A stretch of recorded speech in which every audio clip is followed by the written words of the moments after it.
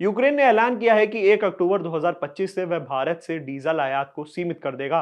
वजह यह बताई जा रही है कि भारत से आने वाले डीजल में शायद उसे तत्व मौजूद हो रहे हैं जो रूसी कच्चे तेल से बने हो, और वही वजह है कि रूस पर लगे अंतर्राष्ट्रीय प्रतिबंधों को लेकर यूक्रेन की चिंताएं गहरी हो रही हैं।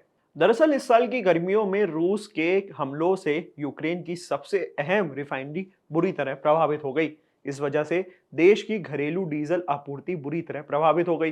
हालात संभालने के लिए सरकार और रक्षा मंत्रालय ने भारत से डीजल आयात शुरू कर दिया, क्योंकि भारत डीजल यूक्रेनी मानकों के अनुसार कई मामलों में बेहतर साबित हो रहा था। लेकिन अब यूक्रेन की सुरक्षा एजेंसी ने सख्त कदम उठाते हुए भारत से आने वाले डीजल शिपमेंट की लैब टेस्टिंग अनिवार्य कर दी।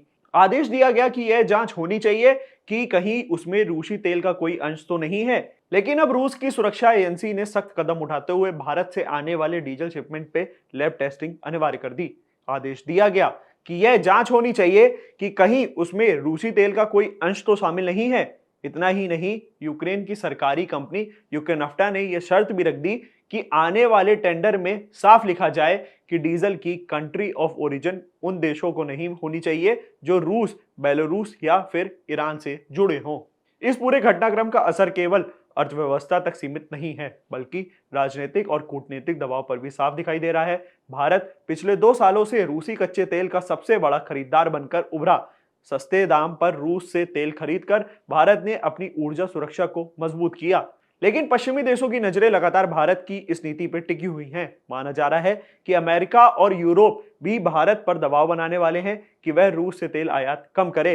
यूक्रेन का यह फैसला उसी दबाव का एक संकेत माना जा रहा है। संदेश साफ है, युद्ध के दौर में ऊर्जा आपूर्ति अब सिर्फ आर्थिक मामला नहीं, बल्कि इसे नैतिक और कानूनी सवालों से भी जोड़ा जा रहा है। अब बड़ा सवाल यह है कि भारत इस फैसले पे क्या जवाब देगा? क्या वह अपनी ऊर्जा रणनीति में कोई बदलाव करेगा? क्या रूस के साथ भारत का तेल व्यापार अंतर्राष्ट्रीय मंचों पर विवाद का कारण बनेगा?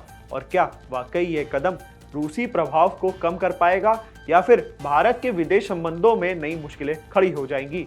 तमाम ऐसी न्यूज़ की वीडियोस के लिए बने रहिए हमारे साथ, देखते रहिए India.com। Thank you for watching.